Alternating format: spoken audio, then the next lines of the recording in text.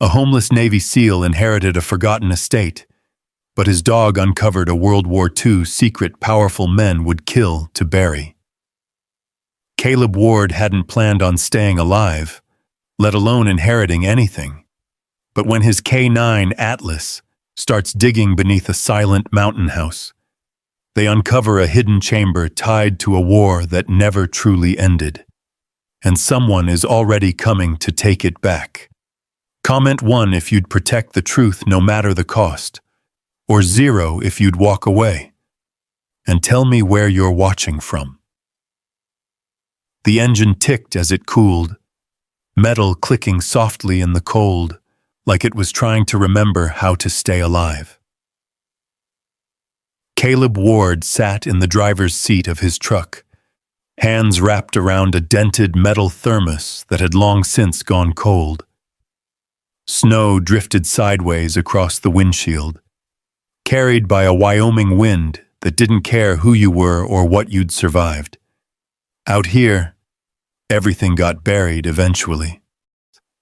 The truck was parked at the far edge of a nearly empty lot behind a gas station just outside the town of Laramie. No one bothered him here. No one asked questions. That was the point. Beside him, Atlas stirred. The Belgian Malinois lifted his head slowly, ears twitching first, then eyes opening, sharp, alert, always working. A jagged scar ran along the dog's shoulder, barely visible under thick winter fur. Another cut traced across his muzzle. Old wounds, earned ones. Caleb reached over without looking and rested a hand on Atlas's neck. The dog leaned into it, just enough. "You're up early," Caleb muttered, voice rough from sleep and something deeper. Atlas didn't respond, of course. He never did. But he watched the world like it was something that could turn on them at any second. Caleb understood that feeling. He hadn't slept much. He rarely did. Every time he closed his eyes, something followed him in. Heat, noise, flashes of light that weren't lightning, voices that weren't here. He blinked hard, forcing the images away. Snow, truck, gas station sign flickering like it was on its last breath. "You're here," he told himself. "You made it back." That didn't always help. He took a sip from the thermos anyway. Cold coffee. Bitter. It grounded him. A few hours earlier, he'd walked into the gas station, bought a cup of fresh coffee he couldn't afford, and pretended not to notice the look the cashier gave him. People always saw it. The worn jacket, the beard that had gone from rugged to neglected, the eyes that didn't quite settle on anything. They didn't know what to call it. Caleb did. After everything, after the missions and the years and the brothers he didn't bring home, they stamped a label on it. PTSD. Like a word could hold all that weight. Atlas shifted again, letting out a low breath. Caleb glanced at him. "Easy," he said quietly. The dog's eyes moved to the side window, scanning. Nothing there but snow and an empty road. Still, Atlas stayed tense for a second longer before settling again. Caleb trusted that more than anything. Atlas had pulled him out of a collapsed building in Kandahar, dragging him by his vest while the world came down around them.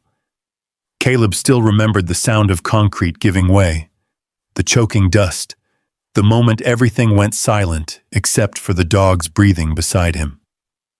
He owed Atlas more than he could ever say. The phone buzzed. Caleb flinched.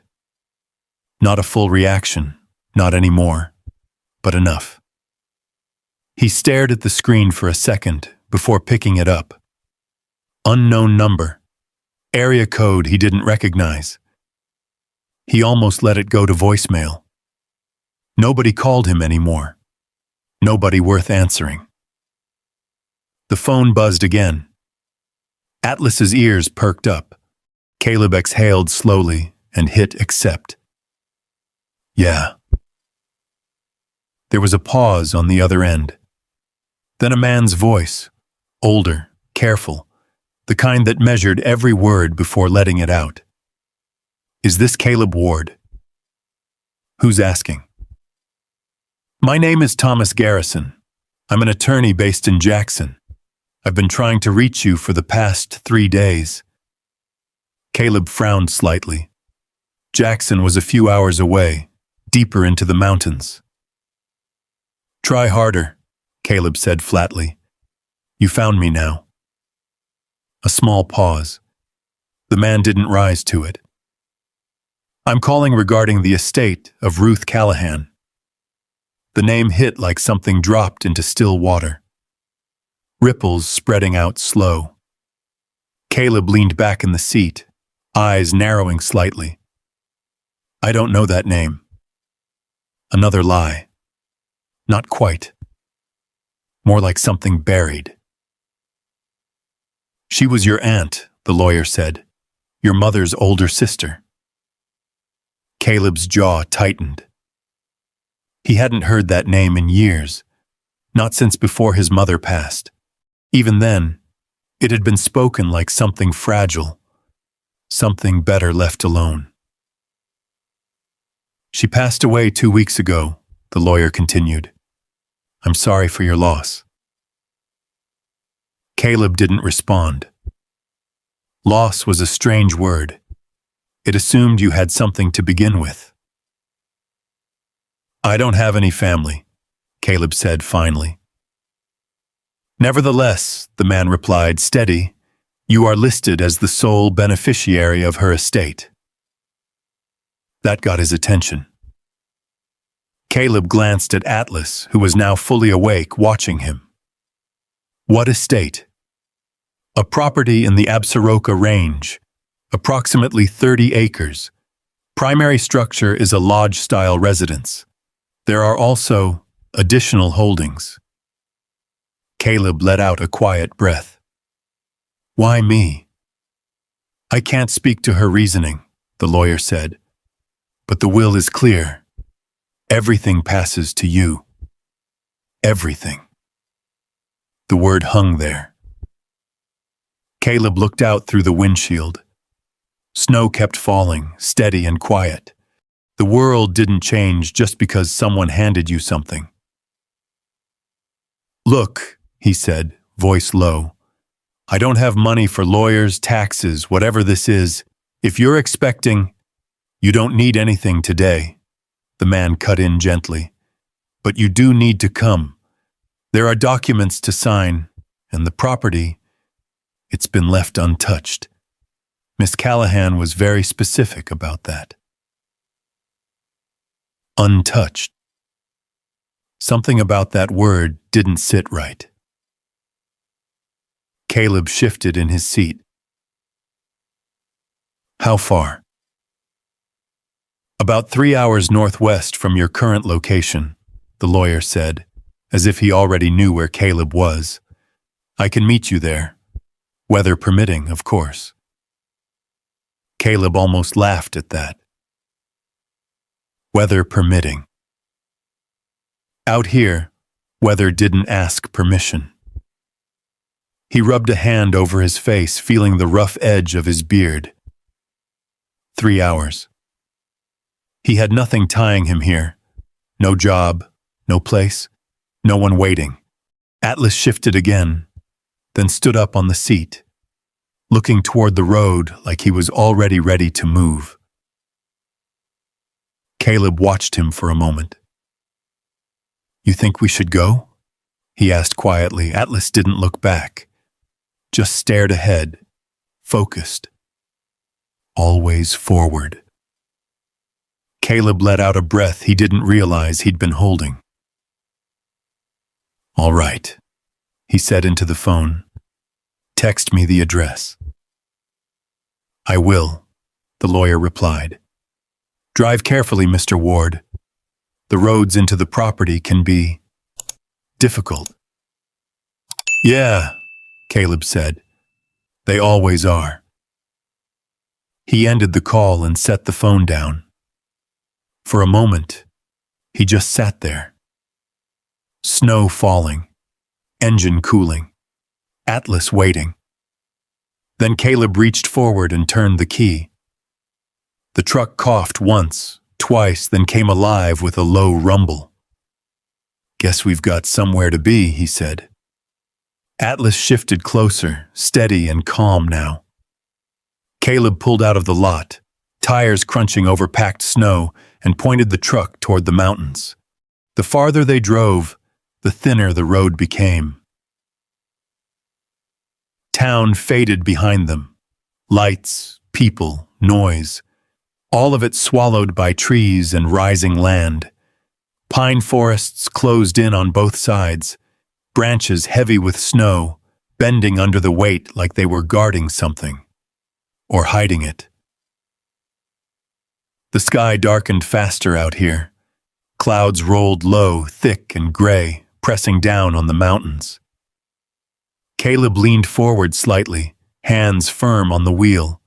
The road twisted, climbed, dipped into narrow passes where the wind hit harder. Atlas sat upright now, alert. About an hour in, the dog let out a low growl. Not loud, but enough. Caleb glanced over. What is it? Atlas's eyes were fixed ahead, body tense. Caleb followed his gaze. The road stretched empty in front of them. No cars, no lights, just snow. Still, the feeling crept in. That same quiet pressure Caleb had learned never to ignore. He slowed the truck slightly. You see something I don't? He asked. Atlas didn't answer. He just kept staring. The road curved sharply around a ridge, and as they came around it, Caleb saw it. An iron gate, tall, old. Black metal half buried in snow standing across a narrow drive that cut into the forest. A wooden sign hung beside it, weathered and cracked. Callahan Estate. The trees behind it were thicker, darker, like the light didn't quite reach them. Caleb eased the truck to a stop. Engine idling. Silence pressing in. Atlas's growl deepened. Caleb stared at the gate, at the road beyond it, at whatever waited back there. Yeah, he muttered. I don't like it either. He reached for the door handle anyway, because sometimes walking away wasn't an option. Sometimes you had to step into whatever was waiting, even if something inside you was already telling you not to. Caleb pushed the truck door open, and the cold hit him like a wall. It wasn't just the temperature. It was the kind of cold that settled deeper, slipping past skin and bone, finding the places that never quite healed. The wind moved through the trees with a low, hollow sound, like something breathing just out of sight. Atlas jumped down beside him, boots crunching lightly in the snow. The dog didn't wander, didn't explore. He stayed close, shoulder brushing Caleb's leg, muscles tight, ears tracking every direction at once. Caleb stepped toward the gate. Up close, it looked older than he expected.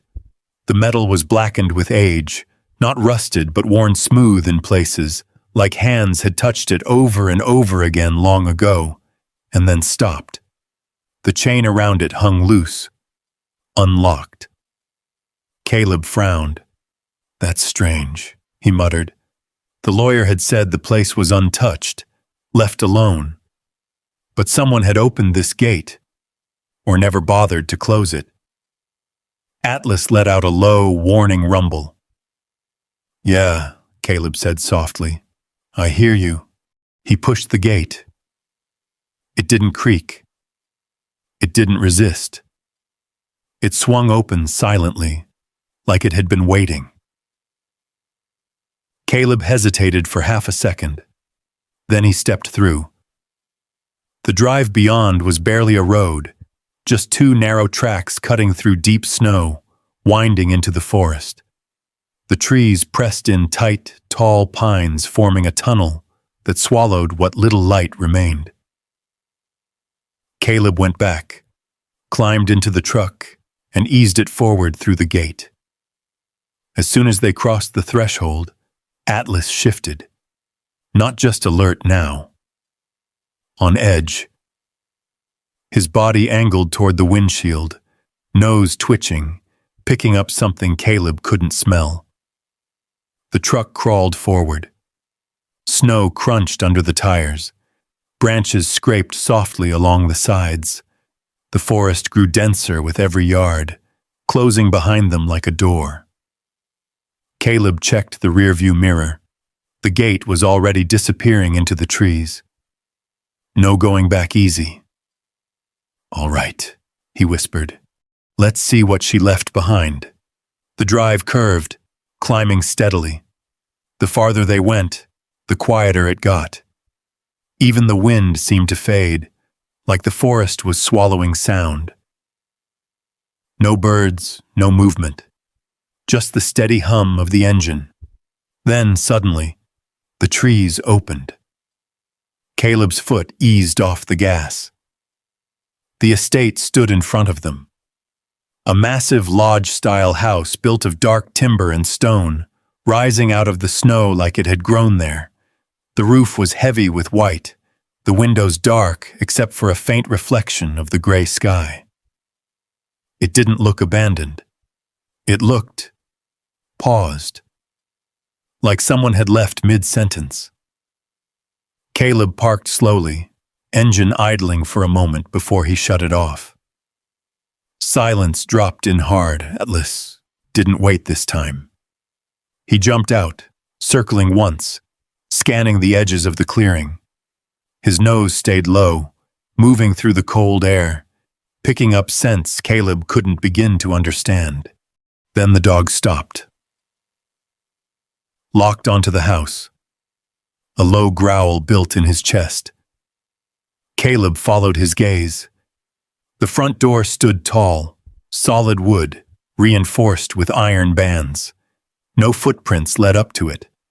Snow covered the porch evenly, untouched. Caleb stepped out of the truck. Each footstep sounded louder than it should have. He moved toward the house slowly, eyes tracking windows, roofline, corners. Old habits clicking back into place without asking permission. Clear angles, check shadows, watch for movement. Nothing.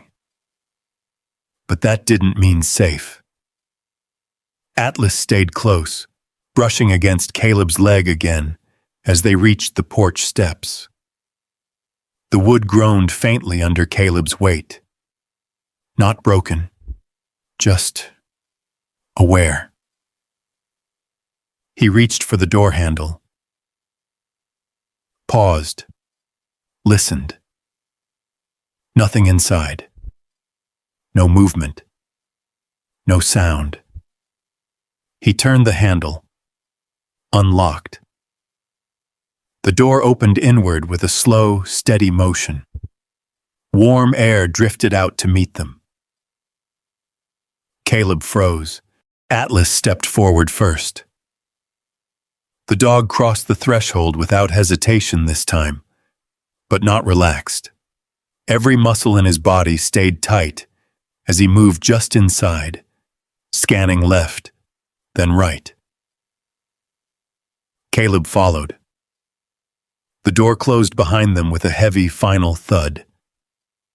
The inside of the house was wrong. Not in a loud way, in a quiet one. Furniture sat exactly where it should be, but covered in white sheets, like ghosts waiting to be uncovered. A grandfather clock stood in the corner, its hands frozen at 2:17. The air smelled faintly of cedar and something older, something preserved, too preserved. Like time had been locked in place. Caleb walked forward slowly. His boots echoed softly on the hardwood floor. Each step pulled something loose in his mind. A creak in the ceiling, gunfire, a flicker of light, muzzle flash. He blinked hard, forcing the present back into place. "You're here," he whispered under his breath. "You're not there." Atlas moved ahead into the main room, then stopped, completely still. His head tilted slightly upward, eyes fixed on the second floor. Caleb followed the line of sight. A staircase rose along the far wall, disappearing into shadow above. The upper hallway stretched left and right, dark and silent. Nothing moved, but it felt like something was watching. Atlas let out a sharp, low bark. Not fear. Warning. Caleb's chest tightened. "All right," he said quietly. "We take it slow." He moved through the first floor, clearing each room the way he'd been trained. Kitchen, dining area, back hall. Everything was intact. Plates and cabinets, pots on hooks, a kettle on the stove like someone had meant to come back. But they never did. The deeper he went, the stronger the feeling grew. Not danger. Not exactly. Presence. Like the house remembered being lived in, and wasn't sure what to do now that someone had returned. By the time he came back to the main room, Atlas hadn't moved. Still watching upstairs. Still listening. Caleb looked up again. The second floor waited in silence, and for the first time since he'd arrived, Caleb felt it clearly. This place wasn't empty. It was holding something. And whatever it was, Atlas had already found it. Caleb stood at the base of the staircase, staring up into the dim second floor, where shadows gathered thick along the hallway. The air felt heavier here, like the house itself was holding its breath. Atlas didn't look back. The dog took one slow step forward, then another, climbing the stairs with controlled precision. No hesitation now, just focus, purpose. Caleb followed. Each step creaked under his boots, the sound stretching out into the silence. He kept one hand near his side, fingers flexing unconsciously, remembering a weapon that wasn't there. At the top, the hallway opened wide. Doors lined both sides, all closed. Dust lay undisturbed across the wooden floor, thin but even, no tracks, no signs of recent movement. Except for one thing. Atlas turned sharply to the right, then moved. He crossed the hallway in a straight line and stopped in front of a door at the very end.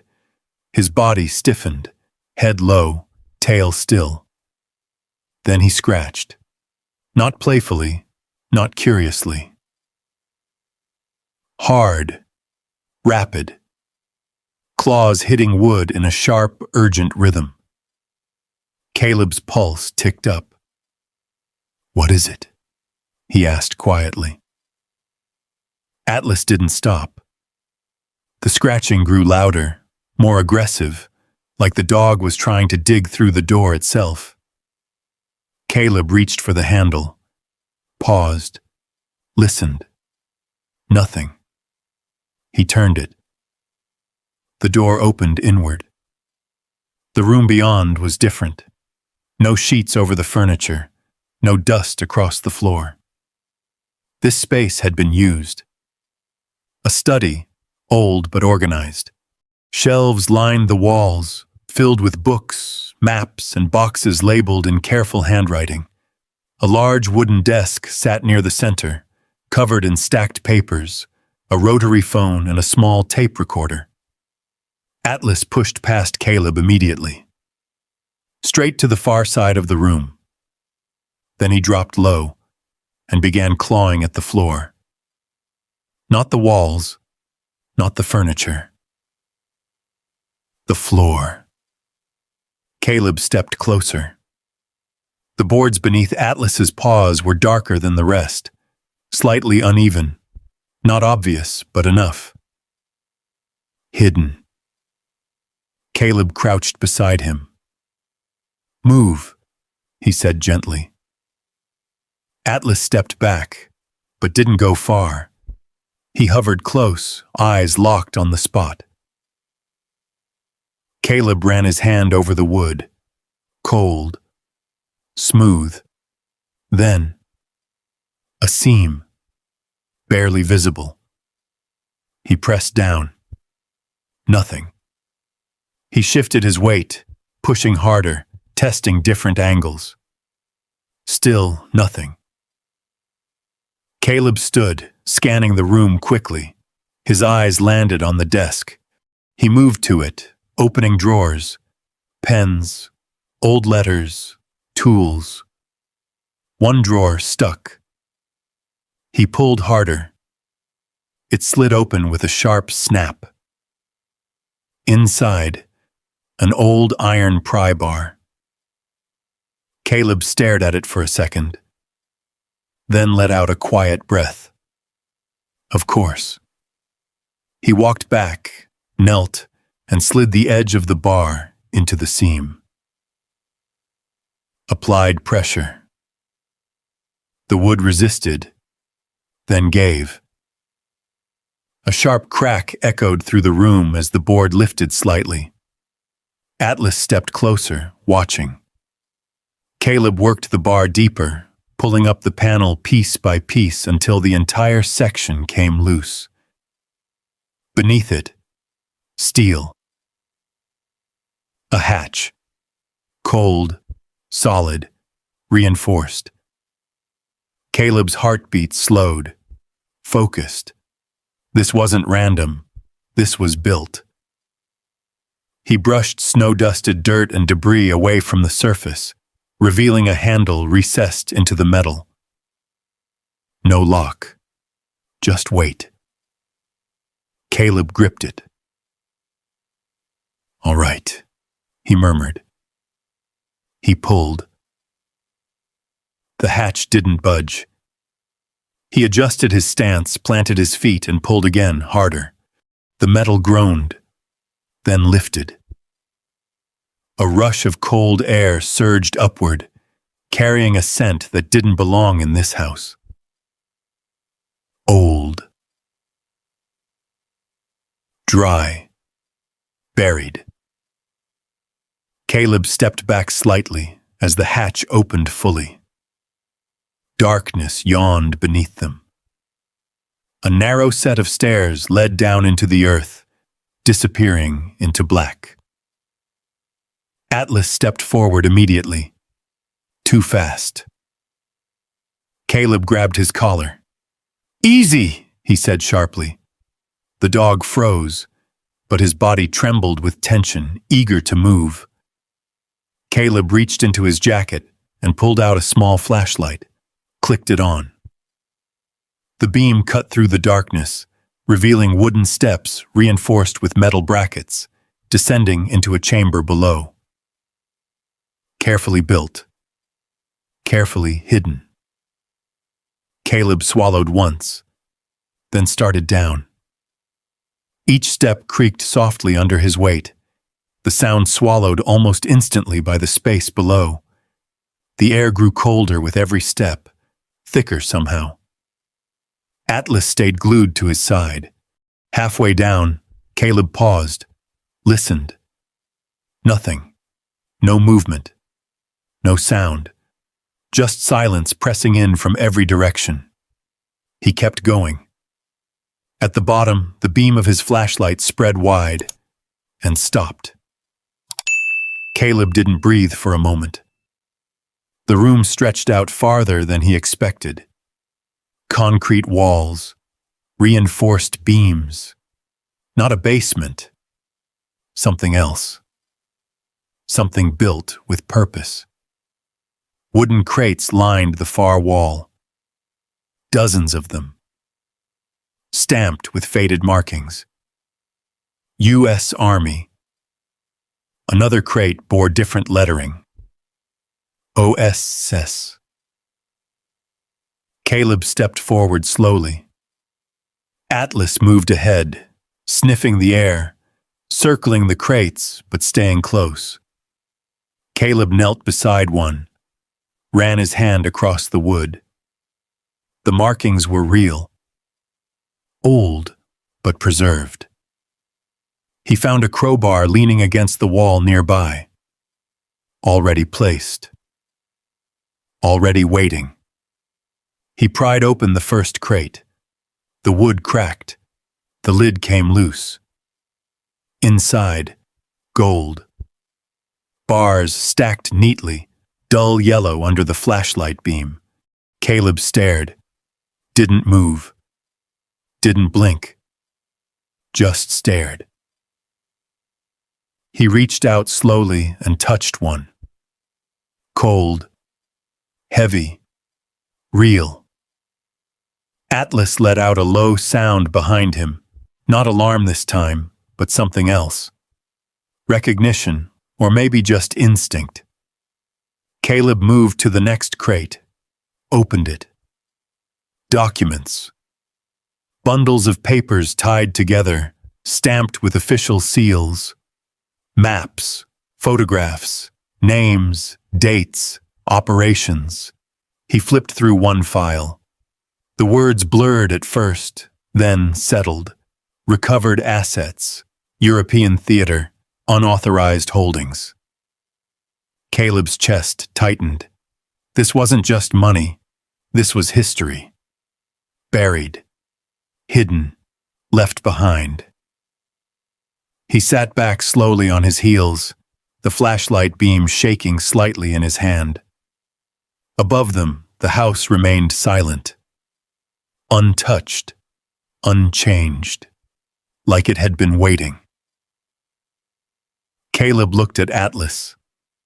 The dog stood beside him, calm now, watchful, like the tension had shifted, like this was what he had been trying to show him. Caleb let out a slow breath. "This isn't an inheritance," he said quietly. His voice echoed faintly off the concrete. "It's something else." Atlas didn't move, but his eyes stayed locked on Caleb. And for the first time since stepping onto the property, Caleb understood. He hadn't been given a fortune. He had been handed a secret. Caleb stayed down there longer than Hofsint to. Time didn't feel the same underground. The air was still, unmoving, like it had been sealed away with everything else. His flashlight moved slowly across crates, papers, metal edges, as if any sudden motion might disturb something fragile, or something watching.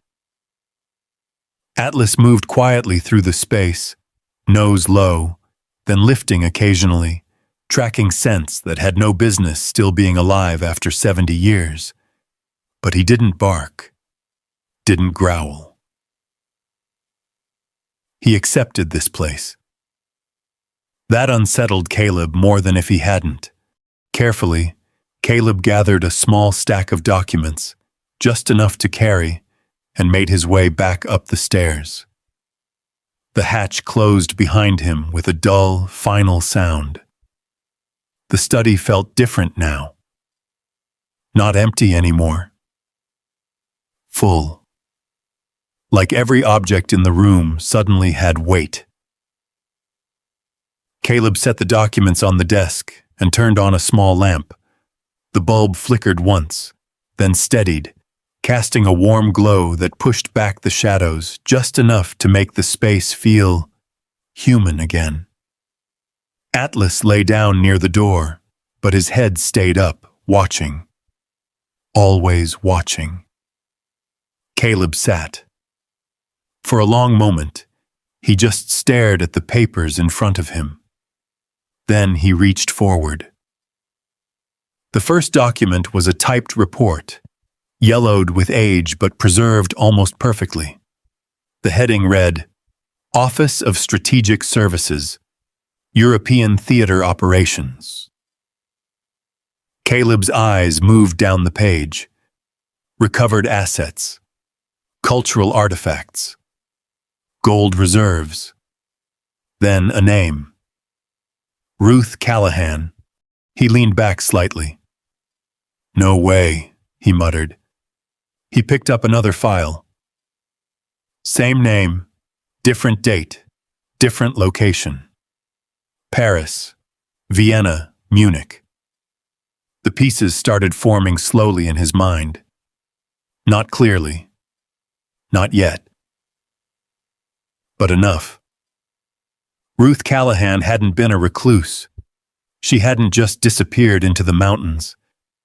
She had been something else. Caleb reached for the tape recorder sitting on the desk, old, analog, dust-free. He pressed the button. Nothing. He opened the compartment. A tape sat inside, already loaded, already waiting. Caleb hesitated, then pressed play. For a second, there was only static. Then a voice, faint, fragile, but steady. If you're listening to this, then you found it. Caleb froze. Atlas lifted his head. The voice continued. My name is Ruth Callahan, and if you are who I believe you are, then you're Caleb. The room seemed to tighten around him. Caleb didn't move. I never expected you to come here, the voice said, but I hoped you might. I've been running out of time. There was a pause, a breath. You deserve to know what I couldn't explain to anyone else. Caleb leaned forward slowly. The voice shifted slightly, like she had adjusted in her seat. In 1943, I was recruited by the Office of Strategic Services. I was young.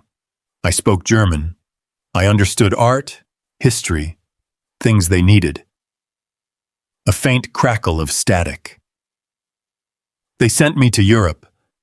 I thought I'd be filing reports, cataloging losses. Instead, I was sent into places most people never came back from. Images flickered in Caleb's mind without permission. War zones. Dust. Tension. He didn't need to imagine. He'd lived his own version. We weren't just tracking gold, Ruth's voice continued. We were tracking everything the Nazis took. Paintings, artifacts, entire collections. Pieces of people's lives. Caleb's fingers tightened slightly on the edge of the desk. They hid them everywhere, she said. Caves, mines, private vaults. Some we found, some we didn't. Another pause. Longer this time. I was part of a unit tasked with recovering what we could, returning it when possible, protecting it when we couldn't. Caleb swallowed. And then the war ended, she said quietly. But the work didn't. The tape hissed softly. There were pieces no one claimed, gold with no owner, art with no surviving family, records destroyed, lives erased. Caleb glanced down at the documents in front of him. It matched. All of it. I was given a choice, Ruth continued. Walk away, or make sure those pieces didn't disappear again. Caleb let out a slow breath. I chose to stay. Atlas shifted slightly, eyes moving to Caleb. She stayed, Caleb repeated under his breath. Ruth's voice softened. I brought what I could here, away from governments, away from people who would see only value, not history. I told myself I was protecting it, preserving it. The word lingered. Preserving, I thought I would find the right answers, she said, find the right owners, make the right decisions. Her voice faltered slightly. But time doesn't wait for certainty. Caleb closed his eyes for a moment. He knew that feeling. Too well. I stayed here, she continued. Years passed, decades. Every time I tried to act, I hesitated. What if I gave something to the wrong person? What if I erased a story that deserved to be told? The tape crackled again. I became afraid of making the wrong choice, so I made none at all. Silence. Thick, heavy, Caleb opened his eyes slowly. The room felt smaller now, like the walls had moved in. I know what that does to a person, Ruth said quietly. I lived it. Caleb looked down at his hands, at the faint tremor he couldn't quite stop. You might understand that, she added. He did. More than he wanted to admit. I followed your life, Caleb, she said. More than you know. Your service. Your return. Caleb's jaw tightened. I saw what war took from you. The words landed heavier than anything else. I didn't reach out, she continued. I told myself it was better that way. But the truth is, I didn't know how. Another breath. Shaky. I'm sorry for that. Caleb didn't move, didn't speak. There was nothing to say. I'm leaving this to you, Ruth said. Not the gold, not the artifacts. Her voice steadied. The choice. Caleb's eyes lifted slightly. You can walk away. You can sell it. You can bury it deeper than I ever did. A pause. Or you can do what I couldn't. The tape clicked softly as it reached the end. Silence filled the room again. Real silence. Caleb sat there for a long time. The lamp buzzed faintly overhead. Snow tapped softly against the windows. Atlas rose slowly and walked over, resting his head against Caleb's knee, grounding him. Caleb placed a hand on the dog's neck. Warm. Solid. Real. She didn't finish it, Caleb said quietly. Atlas didn't respond, but he didn't move away either. Caleb looked around the room, at the shelves, the files, the maps, everything Ruth had left behind, not abandoned. Paused, waiting. He let out a slow breath. She carried it alone, he murmured. And for the first time since stepping into the house, he understood something deeper. This wasn't just about the past. It was about what came next, and whether he was strong enough to choose. Caleb didn't sleep that night. He tried. He shut off the lamp, stretched out on the worn couch in the study. Atlas curled on the floor beside him. The house settled around them, soft creaks in the wood, faint taps from branches brushing the walls. Normal sounds, but they didn't feel normal. Every shift of air pulled him halfway back into places he had spent years trying to leave behind. The tape echoed in his head. Ruth's voice, her hesitation, her regret. Choice. It kept circling back. Atlas stayed alert longer than usual. Even after Caleb forced his eyes shut, the dog remained awake, head lifted, ears twitching at things too subtle for human senses. At some point, Caleb must have drifted. Because the next thing he knew, Atlas growled, low, sharp, immediate. Caleb's eyes snapped open. He didn't move at first, didn't sit up. He just listened. Silence. Then, a faint crunch. Outside. Snow under weight.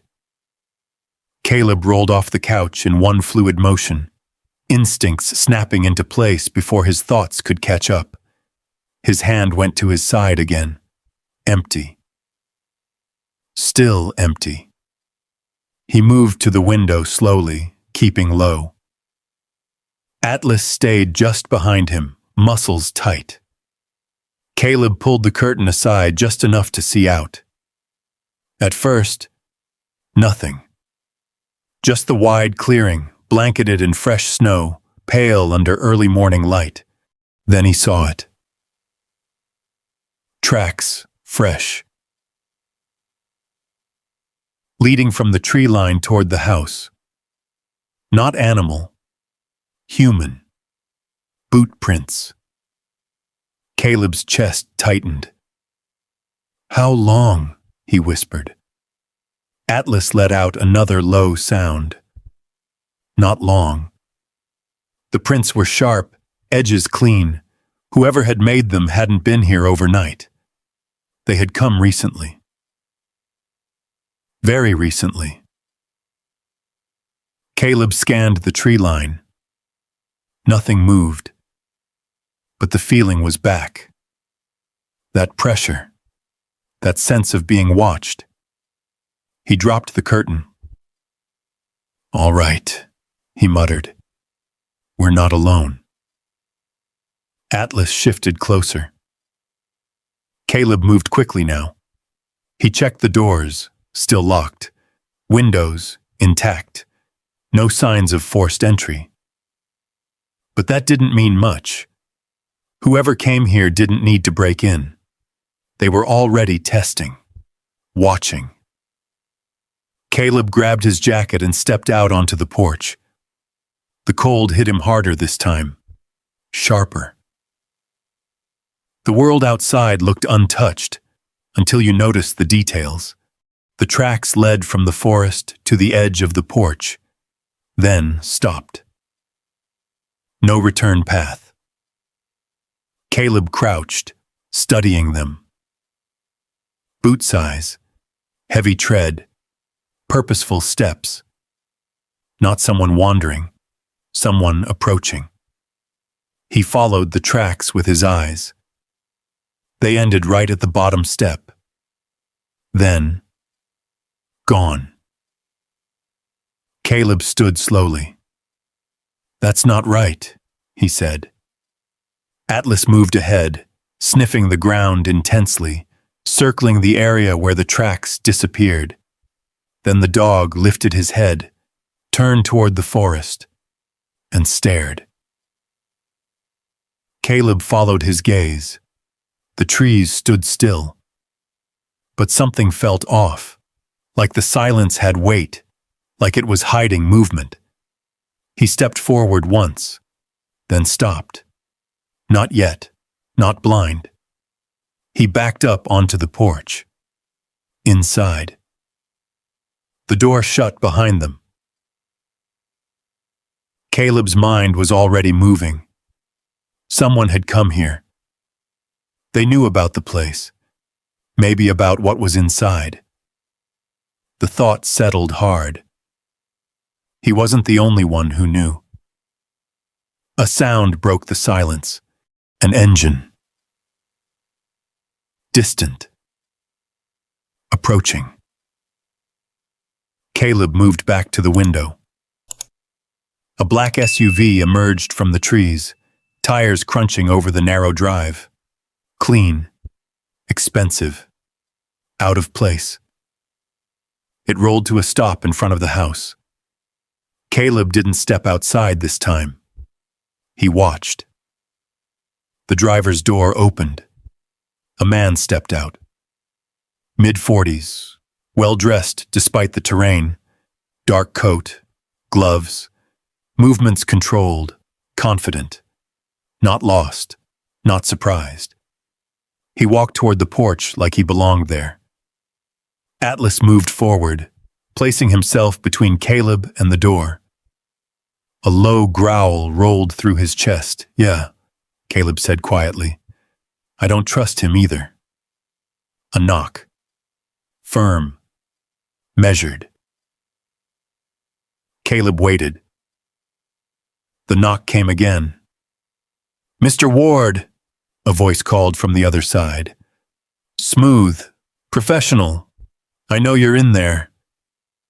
Caleb opened the door just enough to see him. Kept the chain in place. "What do you want?" The man smiled slightly. "Not warm. Polished. Daniel Voss," he said, extending a hand Caleb didn't take. "Consultant. I specialize in estate transitions of complicated assets." Caleb didn't respond. Voss lowered his hand slowly. "I imagine you've had quite a night," he continued, "discovering what your aunt left behind." Caleb's eyes narrowed. "You don't know anything about that." Voss's smile didn't change. "I know enough," he said, "and more importantly, so do others."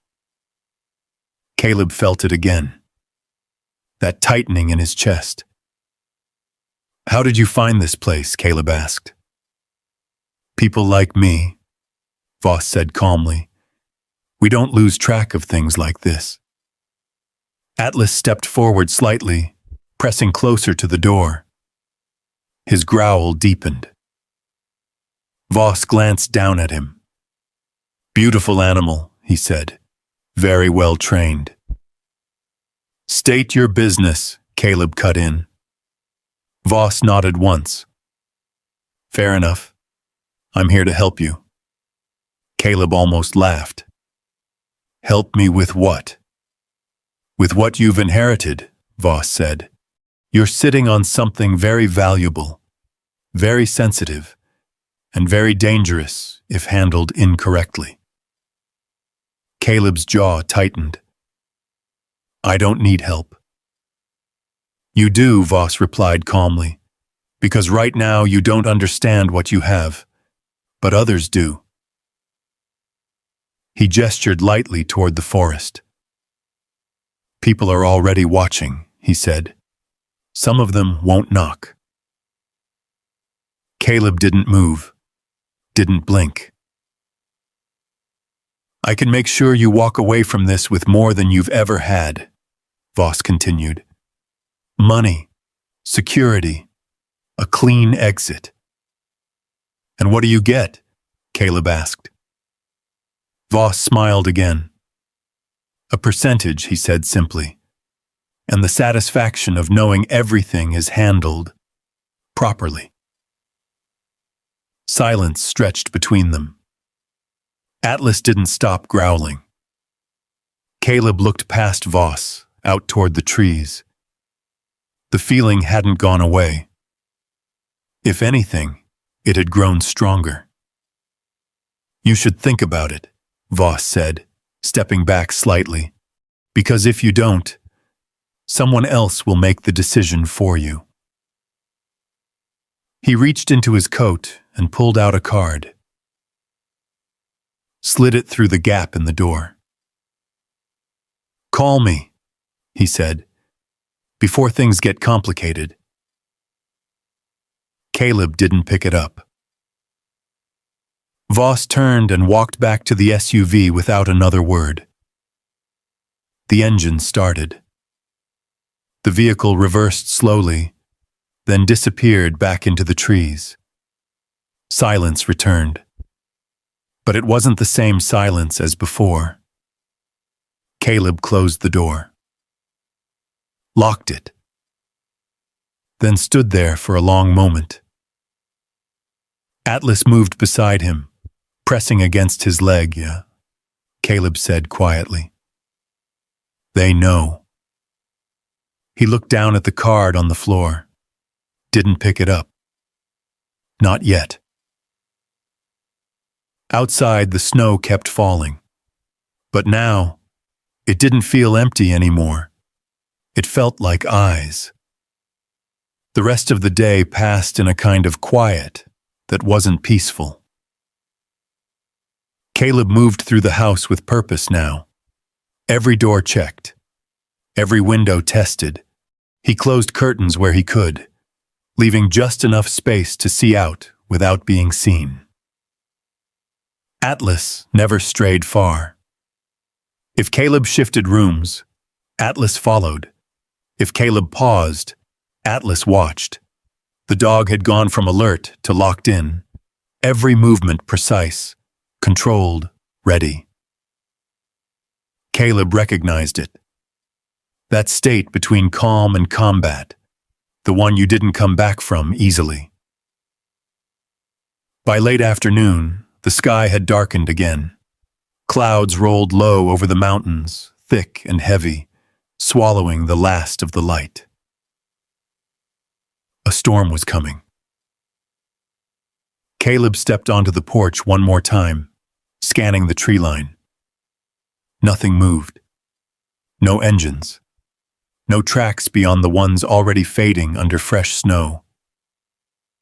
But the feeling hadn't gone away. It had settled in, like a warning. He went back inside and locked the door. "Storm's gonna cover everything," he muttered. "Tracks, movement." Atlas let out a quiet breath. Caleb grabbed a flashlight and set it on the table, then another near the stairs. He checked the kitchen, found a knife, heavy enough to feel like something in his hand. Not ideal, but it was something. The power flickered once, then steadied. Caleb looked up. "Of course," he said under his breath.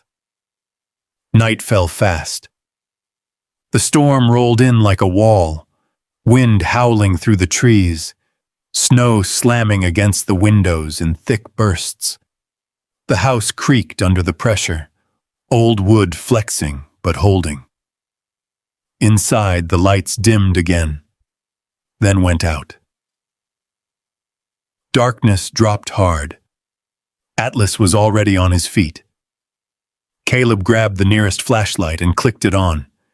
The beam cut through the black, sharp, and narrow. "Stay with me," he said. Atlas didn't need the command. They moved together through the main room, Caleb's senses stretching outward, listening past the storm. Wind. Branches. Then, something else. A sound buried under the noise, a dull impact. From the back of the house, Caleb froze. Atlas's ears snapped toward the direction. Another sound. Closer. Not the storm. Something forcing its way in. Caleb moved fast. Down the hallway, past the kitchen, toward the rear door. A crash, wood splintering. The door gave way under pressure from the outside. Caleb ducked behind the corner just as the door burst inward, snow and wind rushing into the house. Figures stepped through. 3 of them. Dark clothing. Faces covered. Movements tight and efficient. Not amateurs. Atlas growled low. Caleb held him back for half a second. Wait. The first man stepped inside, sweeping the room with a flashlight. The beam moved fast, trained, controlled, military, or close enough. The second figure moved past him, heading deeper into the house, straight toward the study. They knew. Caleb's jaw tightened. "Not happening," he whispered. He moved. Fast. Silent. He came in from the side, using the angle, the shadow, everything drilled into him years ago. The first man turned too late. Caleb drove forward, slamming him into the wall with force. The flashlight dropped, skidding across the floor. The man struggled, but Caleb had leverage, weight, position, control. A second later, Atlas launched. The dog hit the second intruder mid-stride, knocking him off balance, teeth locking onto his arm. The man shouted, trying to shake him off, but Atlas held firm. The third man spun, reaching for something. Caleb moved again, cutting the distance, driving him backward into the table. Wood cracked, papers scattered. The man tried to recover, but Caleb didn't give him the space. Everything became movement. Short, sharp, controlled. No wasted energy. The storm roared outside, but inside, it was quiet. Focused. Then, a flash of light. From the hallway. A fourth figure. Caleb didn't see him until it was too late. Something struck his shoulder hard. He staggered back, hitting the wall. Atlas released his target instantly, turning toward the new threat. A sharp sound cracked through the room, not loud enough to echo, but enough to cut the air. Atlas yelped. Caleb's vision snapped into focus. No. The dog stumbled, then steadied, but his front leg faltered as he shifted weight. Not down, but hit. Caleb's chest burned. He moved with everything he had left. The fourth man wasn't ready for it. Caleb closed the distance and drove him back, forcing him out of the hallway and into the main room. The others scrambled to regroup. They weren't expecting resistance like this. "Good. Move!" one of them shouted. They shifted tactics. Not fighting now. Taking. One of them broke toward the study, grabbing a bag already half filled with documents. Another moved toward the stairs, scanning for anything else of value. Caleb tried to follow. Pain flared through his shoulder. He slowed. Just enough. That was all they needed. "Time!" one voice called. They moved fast. Efficient. In and out. Within seconds, they were already pulling back toward the broken door. Caleb reached the threshold just as they disappeared into the storm. Gone. Swallowed by snow and darkness. The wind howled louder through the broken frame. Caleb stood there, breathing hard, listening. Nothing. They were gone. He turned back, Atlas. The dog was on his feet, still standing, but limping. Caleb dropped to one knee beside him, hands moving quickly over the dog's body. Easy, easy. Atlas didn't resist, didn't whine. He just stayed close. The wound was along the shoulder, not deep enough to take him down, but enough to bleed. Caleb exhaled slowly. "You're all right," he said, more to himself than the dog. "You're all right." Atlas leaned into him. Still here. Still fighting. Caleb looked toward the study. Papers scattered. Drawers open. And the hatch. Still hidden. Still untouched. But other things gone. They knew what to take, Caleb said quietly. This wasn't random. This wasn't chance. He looked back at the broken door, The storm pouring in, at the snow erasing tracks as fast as they were made, at the darkness beyond. "They're not done," he said. Atlas stayed beside him, injured, but unshaken. Caleb rested a hand on his neck. Neither of them said anything. They didn't need to. The war hadn't followed him here. It had been waiting. The storm didn't stop until morning. By the time the wind died down, the world outside had been erased, tracks buried, broken branches hidden, the night's violence swallowed under a fresh layer of white. Inside the house, the damage remained. The back door hung crooked on its hinges, splintered wood framing a cold, open wound in the wall. Snow had drifted halfway across the kitchen floor before settling. Papers lay scattered across the study, some trampled, others torn, most simply displaced. Caleb hadn't slept. He sat on the floor beside Atlas through the night, working carefully with what little he had. Clean cloth, water warmed on the stove, steady hands that refused to shake no matter what his body wanted to do.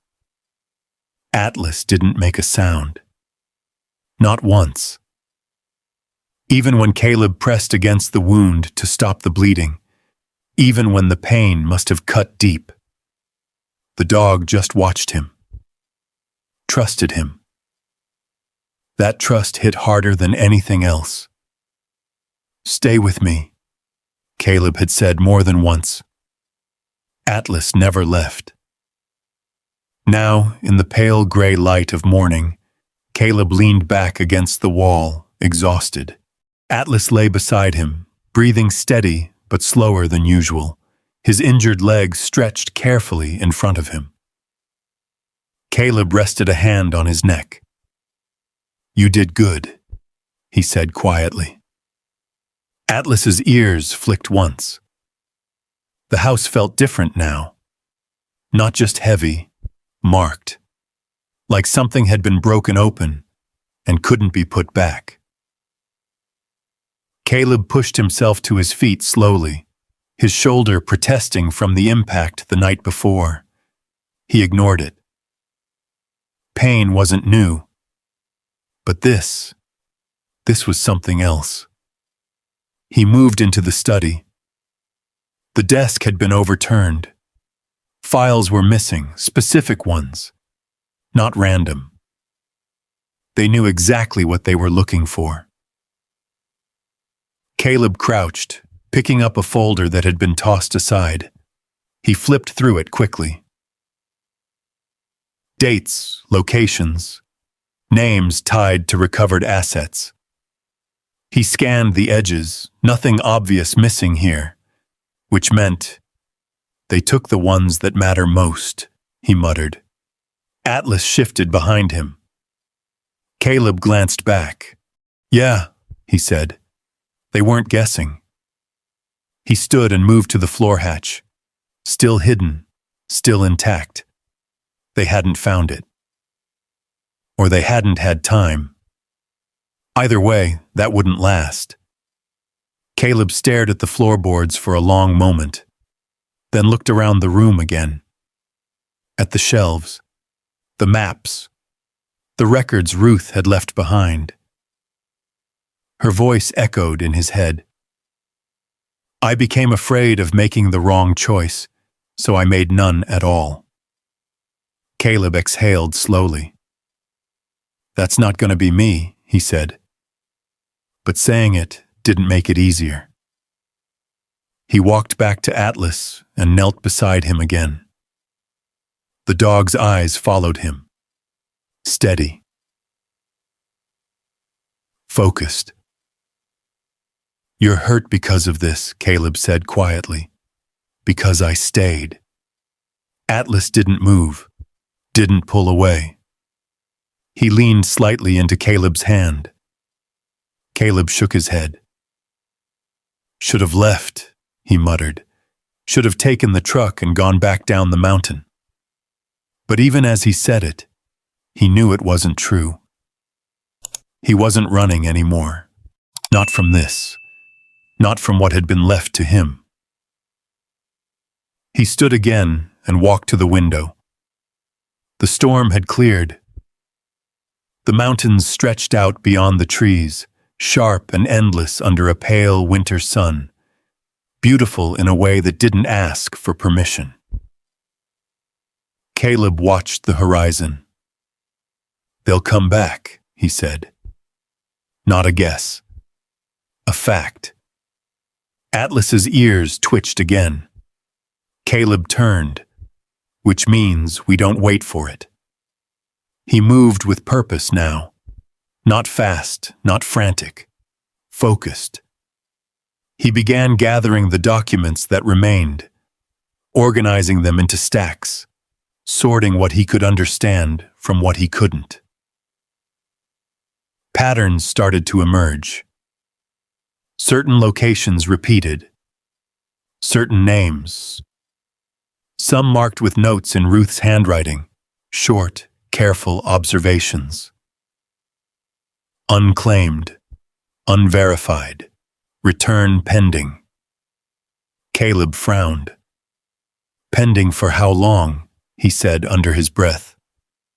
He flipped through another file. Photos.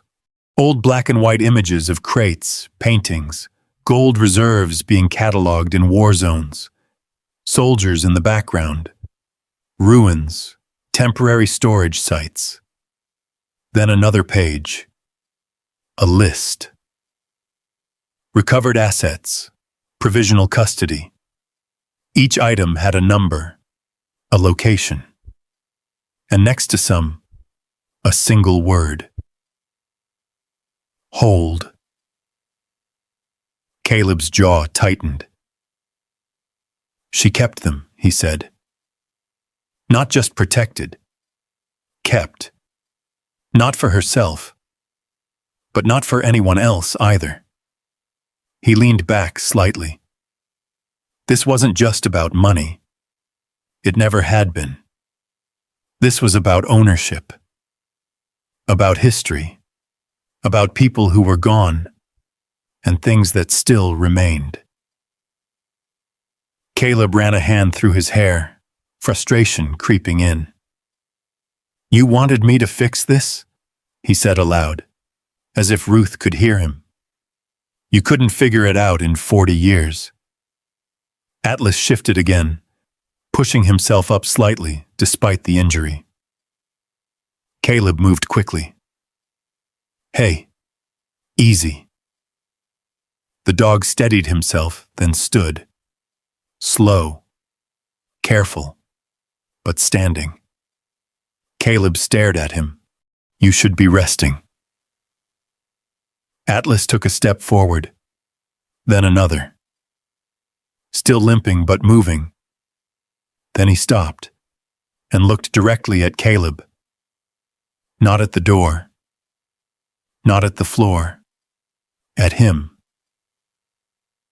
Caleb held the gaze. "What?" he asked quietly. Atlas didn't look away. Didn't hesitate. He stepped closer, pressed his head against Caleb's chest. Solid, present, alive. Caleb let out a slow breath. "Yeah," he said softly. "I get it." Running wasn't the answer. It never had been. He looked back at the scattered documents, at the broken door, at the snow-covered world outside. "They think I'm in over my head," he said. Atlas didn't move. Caleb nodded once. "Maybe I am." He reached down and picked up one of the folders, held it in his hand. "But I've been there before." He looked toward the mountains again, eyes sharper now. Clearer. "Difference is," he said quietly, "this time, I get to choose what happens next. The house creaked softly around him. Not threatening, not watching, just waiting. And for the first time since the attack, Caleb wasn't just reacting. He was deciding. The shift was quiet. No sudden clarity, no dramatic realization, just a steady tightening of focus. The kind that came when there was no one left to rely on but yourself, and the one who stayed beside you no matter what. Caleb looked down at Atlas. The dog stood firm, despite the limp, despite the blood that had dried along his fur. His breathing was steady, his eyes clear. Still working. Still ready. Caleb nodded once. "All right," he said softly. "We do this your way." Atlas tilted his head slightly, then turned. Not toward the door, not toward the broken wall, toward the hallway. Caleb watched him go. Slow steps, measured, intentional. "Where are you going?" Caleb murmured. Atlas didn't look back. He moved down the hallway, past the study, past the staircase, toward the back of the house. Caleb followed. The air felt different again, not heavy like before. Directed, like something was pulling them somewhere. Atlas reached the basement door. Old wood. Reinforced. Closed. He stopped, then scratched once. Caleb stared at the door. "We've already got a basement," he said. Atlas scratched again. Harder. Insistent. Caleb exhaled slowly. "Of course we do." He reached forward and opened it. The stairs creaked under their weight as they descended. The air below was colder, sharper than the rest of the house, carrying the faint smell of metal and old machinery. The basement wasn't finished. Concrete floor, exposed beams. A large furnace sat against the far wall, its surface worn but functional. Pipes ran along the ceiling, disappearing into the structure above. Atlas moved past everything, straight to the furnace, then stopped and stared. Caleb stepped closer. "What is it?" Atlas didn't respond. He circled once, then pressed his nose against the wall behind the furnace and scratched. Caleb frowned. "That's solid concrete." Atlas scratched again. More force this time. Caleb crouched, running his hand along the wall. Cold. Rough. But... He paused. There. A faint line. Not wide. Not obvious. But different. Like a seam that had been filled in. He stood and looked around. Tools. There were always tools. He found a rusted crowbar leaning against a support beam. Picked it up. Turned back. "You're really not letting this go, are you?" he muttered. Atlas didn't move. Caleb wedged the crowbar into the seam. Applied pressure. Nothing. He shifted, pushed harder. The concrete didn't crack, but something behind it shifted. A hollow sound. Caleb froze, then hit it again. This time, a dull break. Not loud, but enough. A section of the wall gave way, a chunk of concrete loosening and falling inward with a heavy thud. Dust filled the air. Atlas stepped back, then forward again immediately, peering into the opening. Caleb pulled the loose pieces away, widening the gap. Behind the wall, a compartment. Small, hidden, deliberate. Caleb reached inside. His fingers brushed against wood. A box. He pulled it out slowly, set it on the floor. It wasn't large, about the size of a briefcase. Dark wood, smooth, no markings, no labels, no indication of what it held. Atlas sat beside him still, watching. Caleb stared at the box. "This wasn't in the files," he said quietly. He opened it. Inside, wrapped carefully in cloth, was something different. Not gold, not documents. Something else.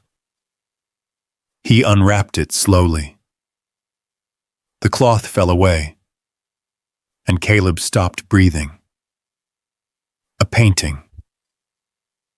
Small, but unmistakably old. The colors muted, but still alive. The brushstrokes precise. The subject, a woman standing near a window, light falling across her face in a way that felt real. Not decorative. Important. Caleb leaned closer. "This is... no way," he whispered. He didn't know art. Not like that, but even he could feel it. This wasn't just valuable. This was history. He looked back into the box. There was one more thing. A folded piece of paper. He picked it up, unfolded it. The handwriting was the same as the files upstairs. Ruth's. Caleb read silently, then again. Slower. This piece was never recorded. His throat tightened. I told myself it was because I couldn't verify its origin, that I was protecting it. His eyes moved down the page. The truth is simpler. Caleb's grip tightened slightly. I was afraid. He let out a slow breath. Afraid. The word hit harder than anything else. I kept this one hidden, not for history, not for preservation. Caleb closed his eyes briefly. For myself.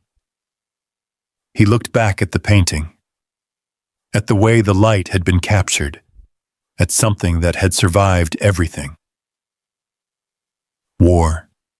Time, loss, and still remained. I became the very thing I fought against. Caleb swallowed, a person who holds on to something that doesn't belong to them, because letting it go is harder than keeping it. The paper trembled slightly in his hand. If you've found this, then you know what I couldn't face. Caleb's jaw tightened.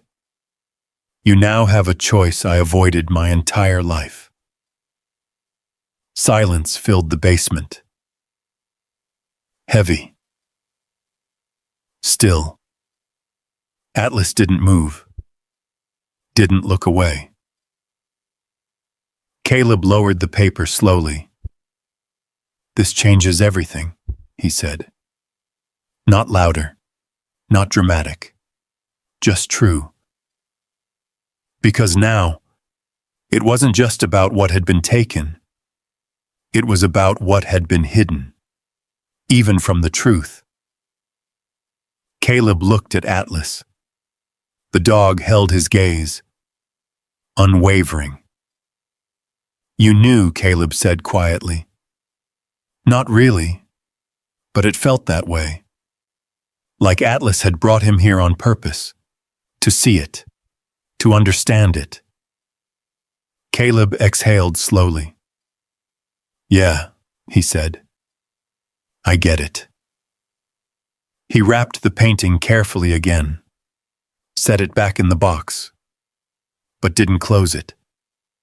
Not yet. Because the choice was no longer abstract. It was real. In his hands. And it wasn't just about Ruth anymore. It was about him. What he would carry. And what he would let go. Above them, the house stood silent. Waiting. Not for protection. Not for hiding. But for an answer. Caleb closed the wooden box slowly, the soft click of the lid settling into place, echoing louder than it should have in the small basement space. The painting was hidden again. But the truth wasn't.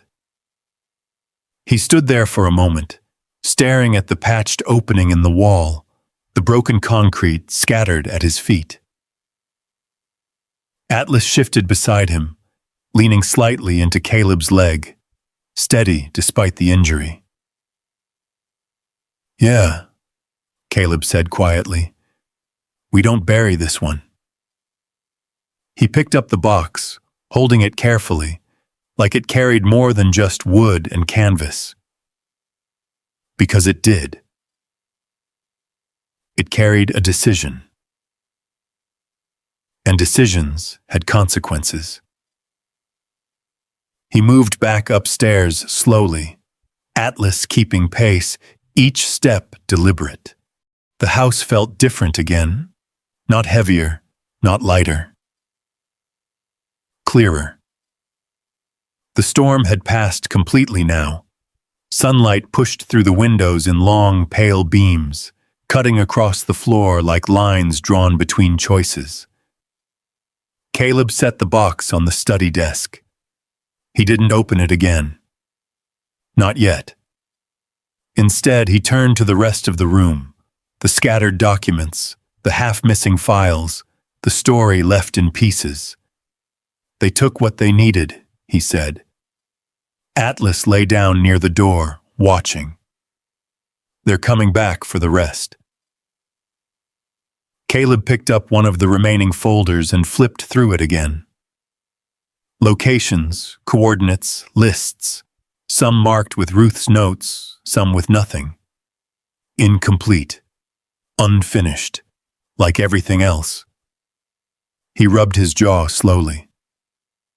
This isn't something I can outrun, he said. The words settled in the air, final. Atlas's ears flicked slightly. Caleb reached into his pocket, pulled out the business card Daniel Voss had left. He stared at it for a long moment. Clean. Professional. A name.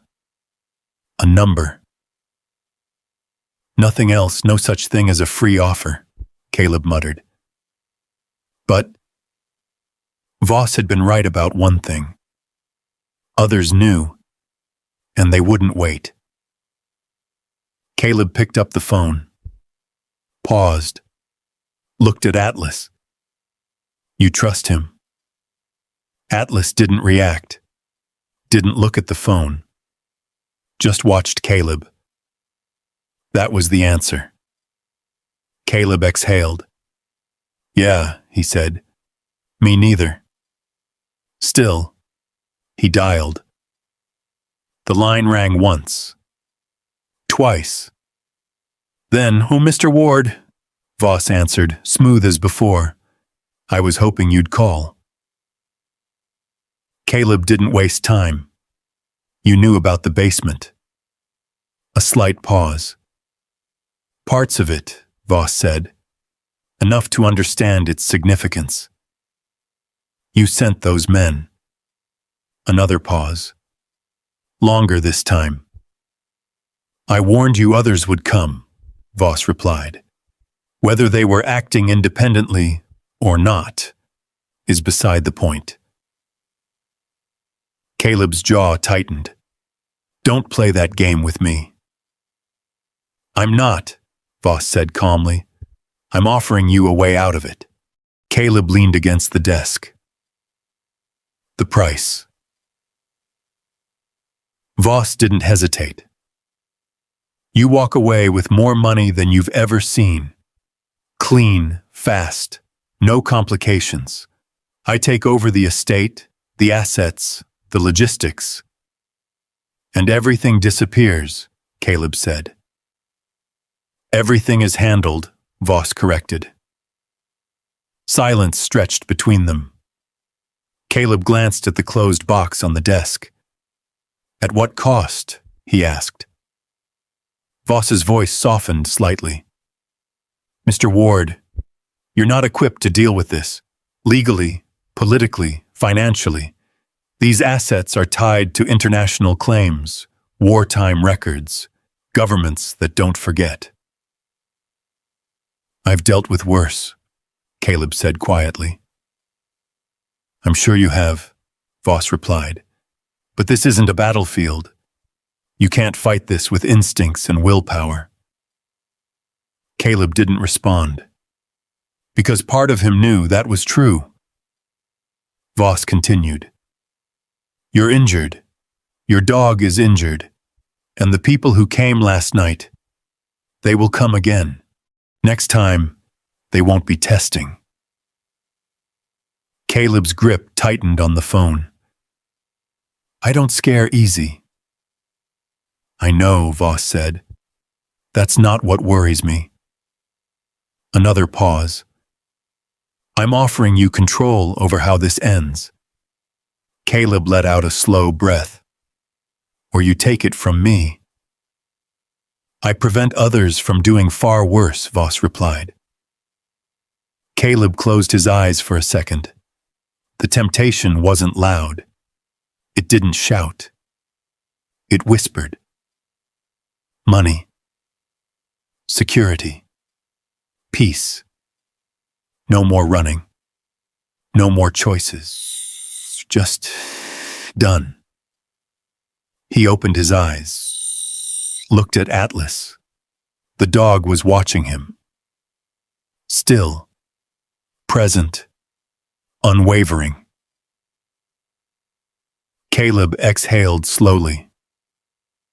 You ever wonder why she didn't do it? He asked. Your aunt? Voss replied. Fear, indecision, regret. Pick one. Caleb shook his head slightly. No, he said. She could have walked away any time, sold it, made everything easier. And she didn't, Voss said. Yeah, Caleb replied, because she knew it wasn't hers to sell. Silence. Then, that's a very idealistic way of looking at it, Voss said. It's the only way that makes sense, Caleb replied. He straightened. You want my answer? I do. Caleb looked at the box again, at everything it represented, then back at Atlas. I'm not selling. The line went quiet. Then, that's a mistake, Voss said. Maybe, Caleb replied, but it's mine to make. Another pause. Longer, heavier. You're choosing a difficult path, Mr. Ward, Voss said finally. Caleb nodded, even though the man couldn't see it. I've been on worse. Voss let out a slow breath. Then I suggest you prepare, he said, because this isn't over.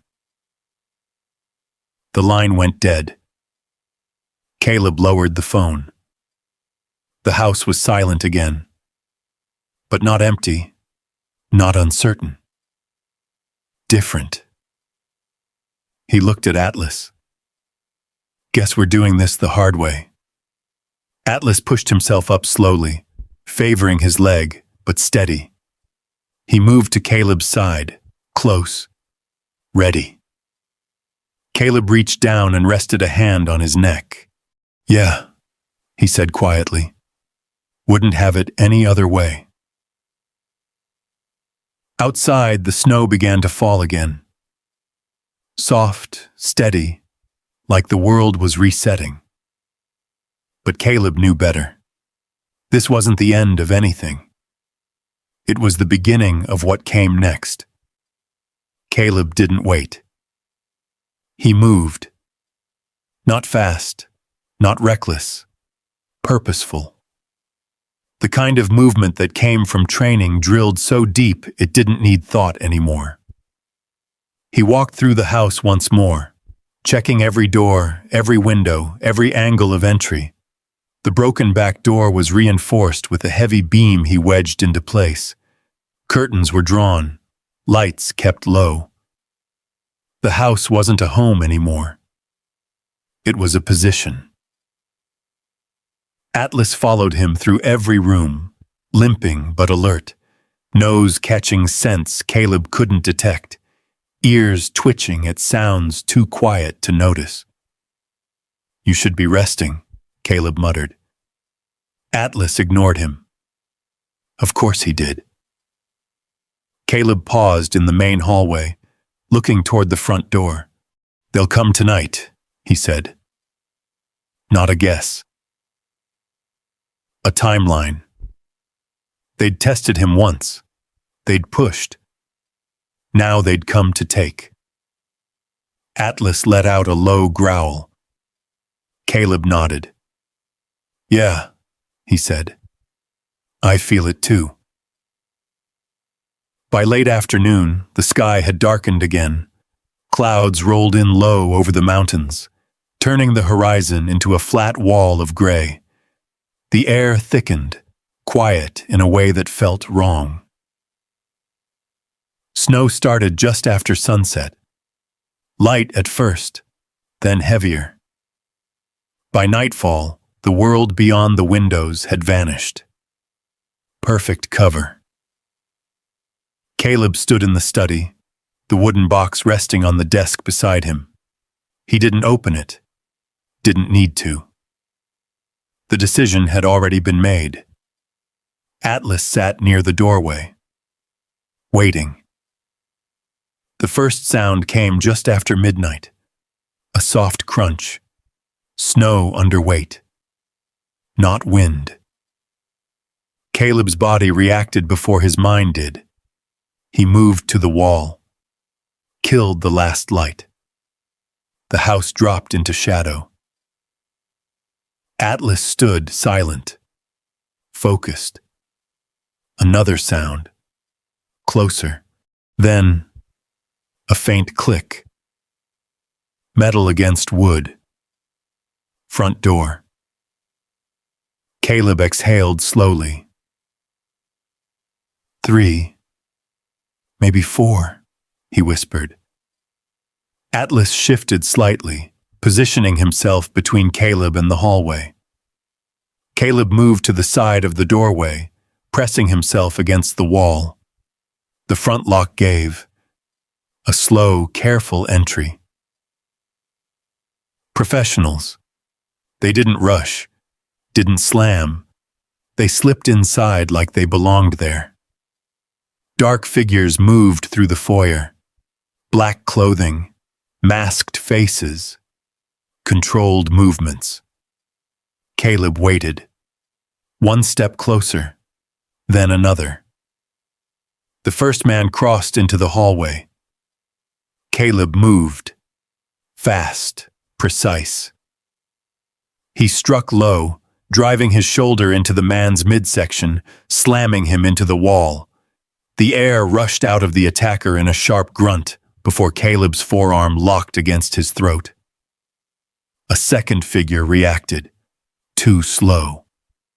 Atlas launched. A blur of muscle and instinct, hitting the man full force, knocking him backward. Teeth clamped onto the attacker's arm, forcing the weapon to drop into the snow-covered floor. The third figure fired. The sound was deafening in the enclosed space. Wood splintered behind Caleb as he dragged the first attacker down, using him as cover. "Listen," Caleb snapped. The dog released instantly, pivoting away as another shot rang out. Caleb moved again. Rolling, closing distance. He grabbed the fallen weapon, sweeping it away, driving his elbow into the second attacker's chest.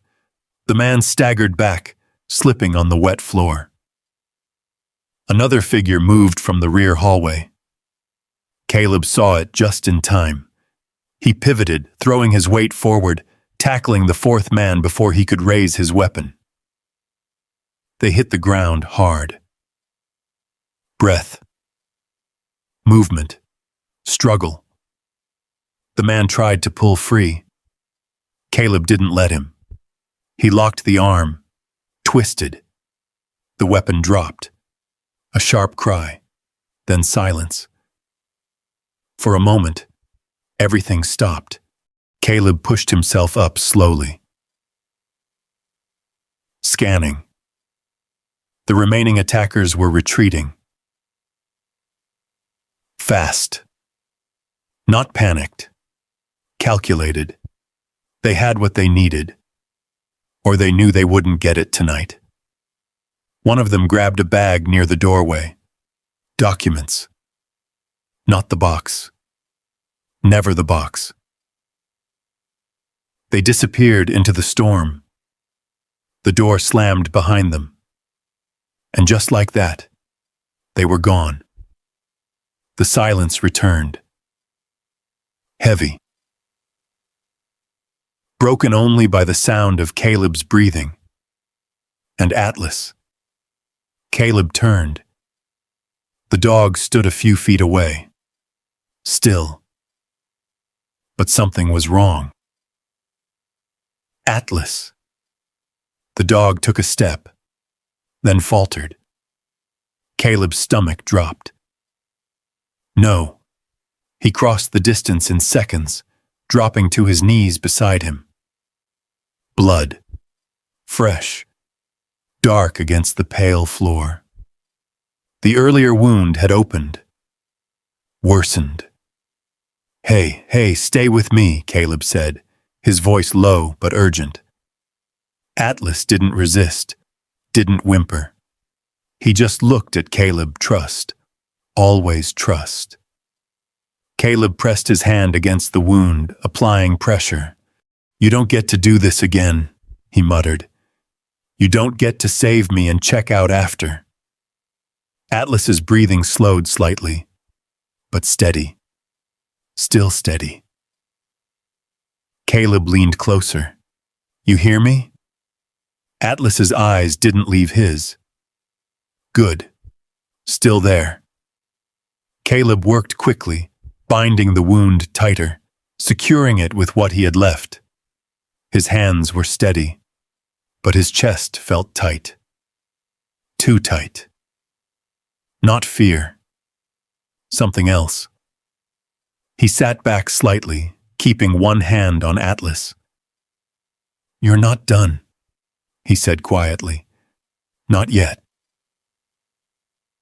Atlas blinked slowly. Alive. Fighting. Caleb exhaled. The house around them was a mess. Broken. Marked again. But this time, it was different. They hadn't lost. Not completely. Caleb looked toward the desk. The box was still there. Untouched. Unclaimed. The choice was still his. He looked back down at Atlas. "All right," he said softly. "We finish this." Outside, the storm swallowed the tracks again. But inside, something had changed. Not survival, not reaction, resolve. And this time, Caleb wasn't waiting for the next move. He was ready to make it. The house was quiet by dawn. Not peaceful. Just still. The kind of stillness that came after something had broken and hadn't decided yet if it would heal or stay that way. Caleb sat at the kitchen table, a cup of black coffee untouched in front of him.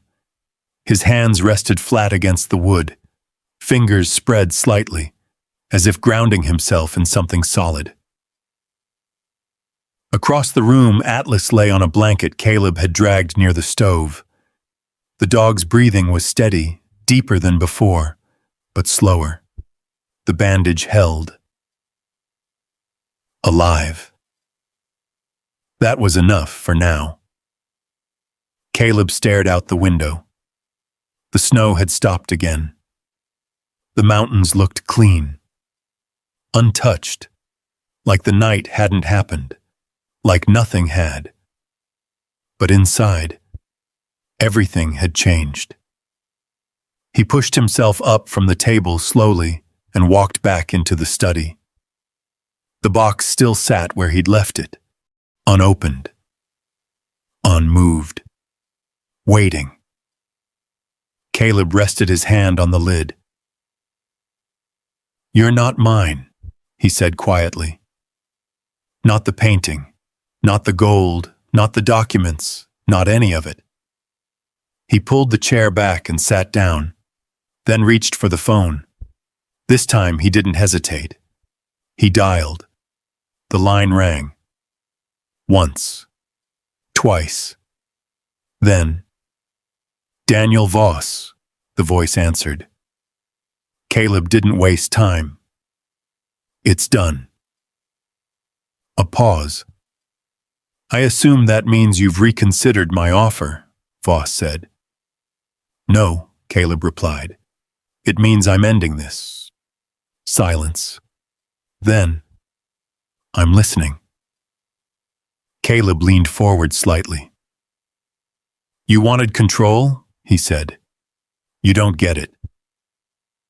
"That's a bold position for someone who's been attacked twice in 2 days," Voss replied calmly. "They came for documents," Caleb said. "Not the assets, not the vault. That tells me something." "And what's that?" Voss asked.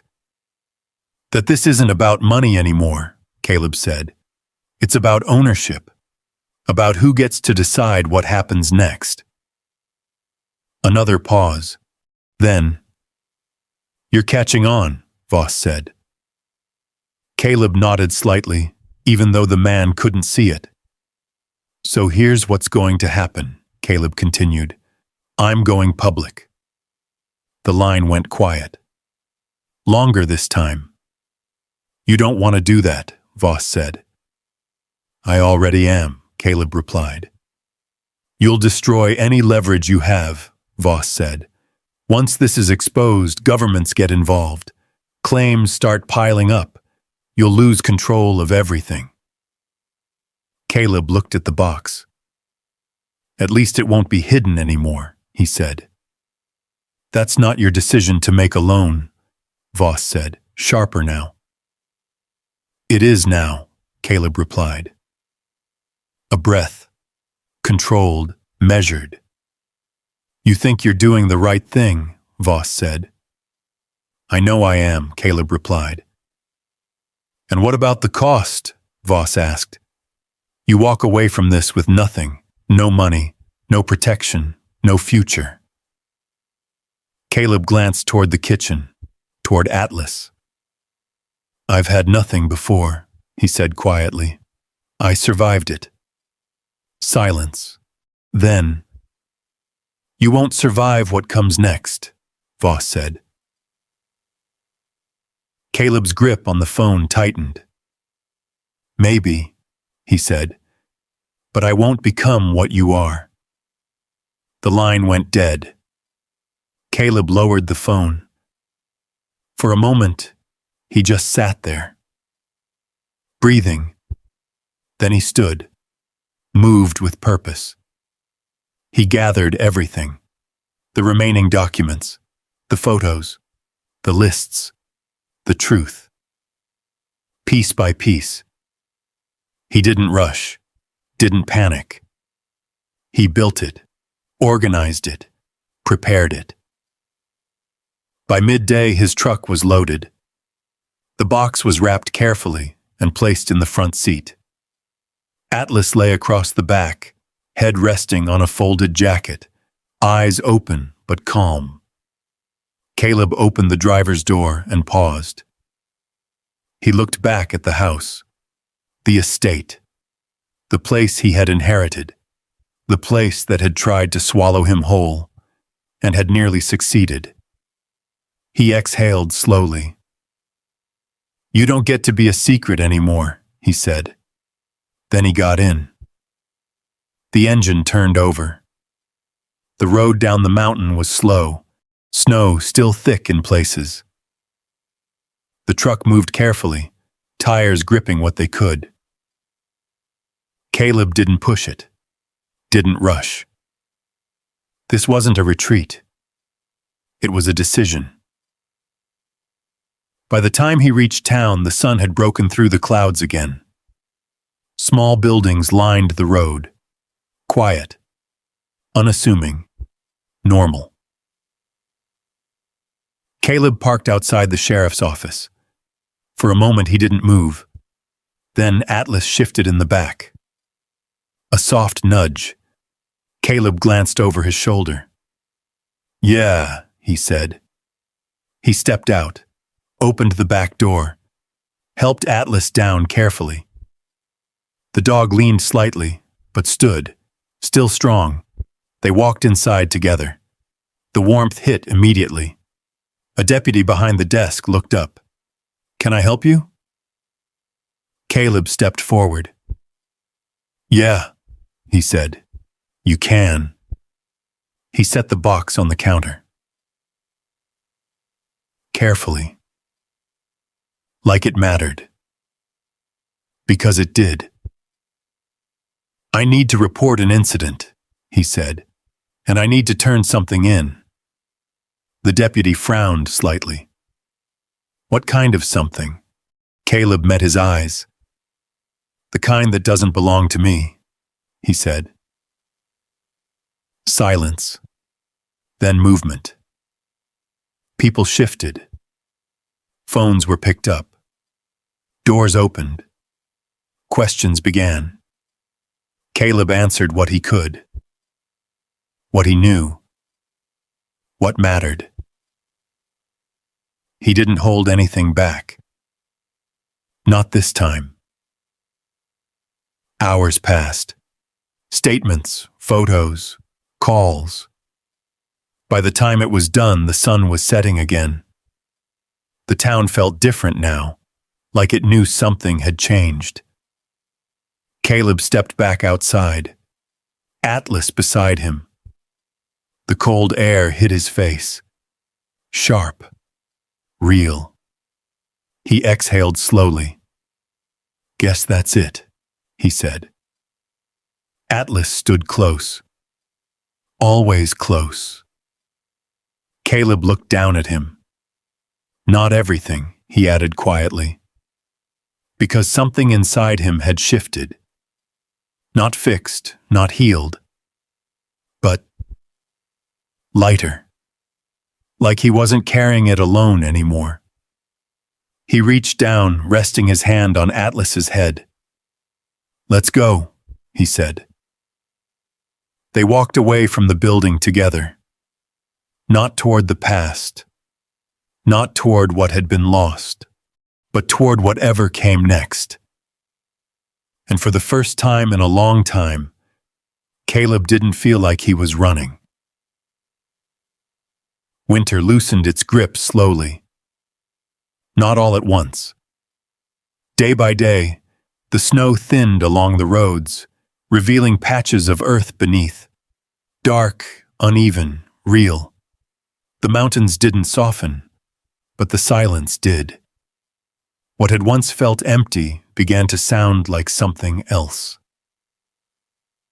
Life returning. It had been 4 months.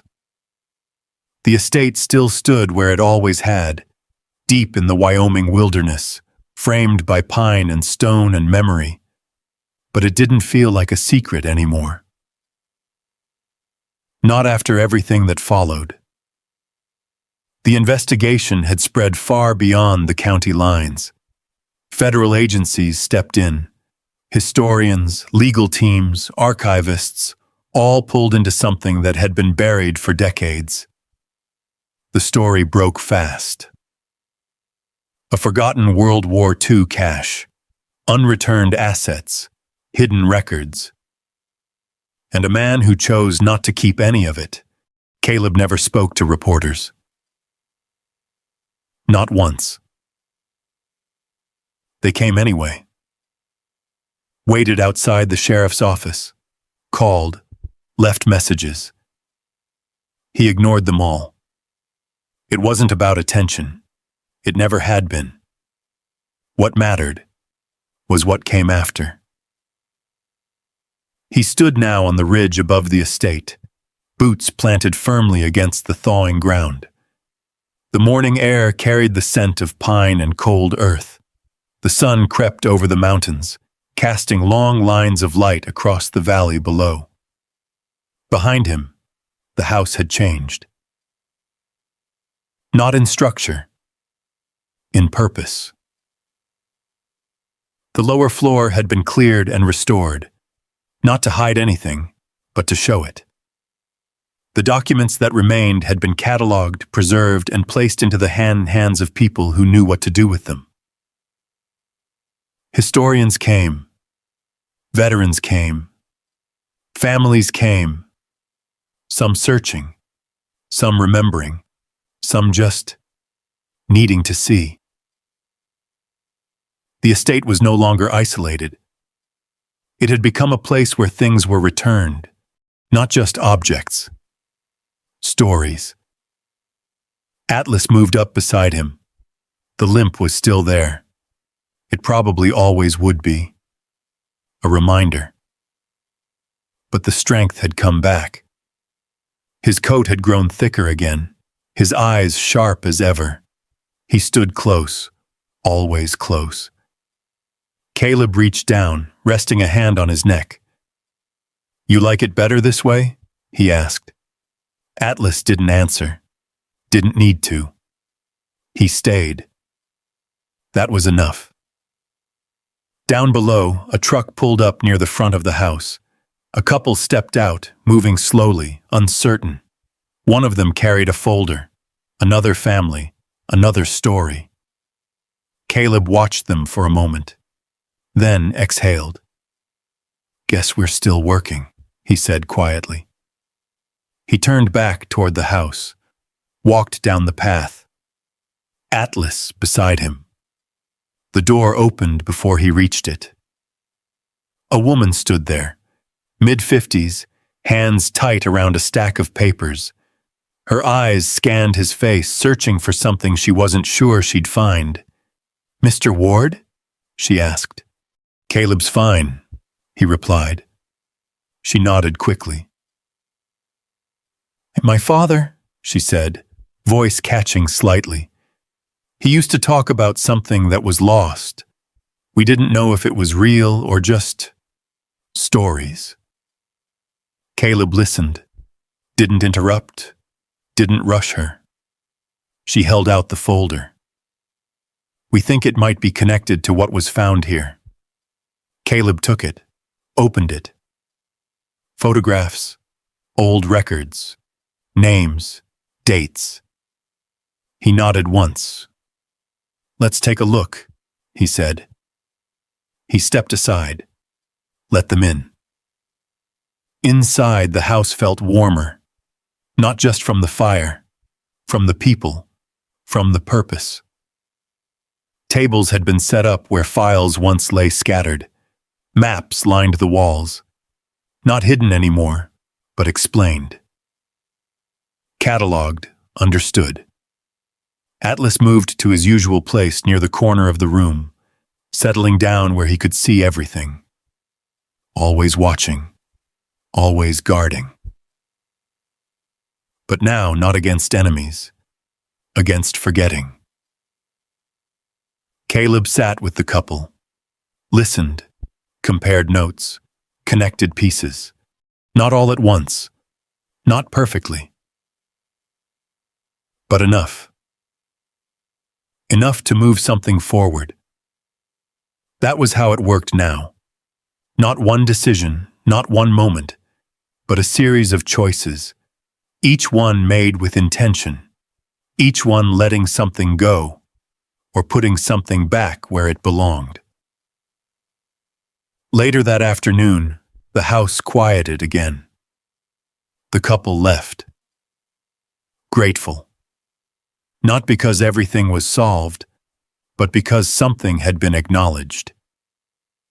Caleb stood in the main room, looking around. At the walls, at the tables, at the place that had once held secrets, now holding truth. Atlas rose and walked over. Caleb crouched, meeting him halfway. "Not bad," he said softly. Atlas leaned into him, solid. Real. Family. Caleb nodded. "Yeah," he said, "not bad at all." He stood and stepped outside. The sun was lower now, casting gold across the mountains. The air had warmed just enough to carry a sense of change. He looked out over the land. At everything that remained, not the money, not the hidden pieces, not the weight of what had been buried. But this, the work, the people, the stories finding their way back. He took a slow breath. Let it out. "I didn't inherit a fortune," he said quietly. Atlas stood beside him. Caleb's hand rested on his back. "I inherited a reason." The wind moved gently through the trees. Not cold, not empty, alive. Somewhere in the distance, a truck approached the road. Another visitor. Another piece of the past returning. Caleb turned back toward the house. Atlas moved with him step for step. No hesitation. No doubt. Just forward. And as they crossed the threshold together, the door closing behind them, it didn't feel like an ending. It felt like something steady, something earned, something that would last. If you believe doing the right thing matters more than walking away rich, type yes in the comments and tell me where you're watching from. Out here, respect isn't given, it's proven. If this story meant something to you, stick around and subscribe.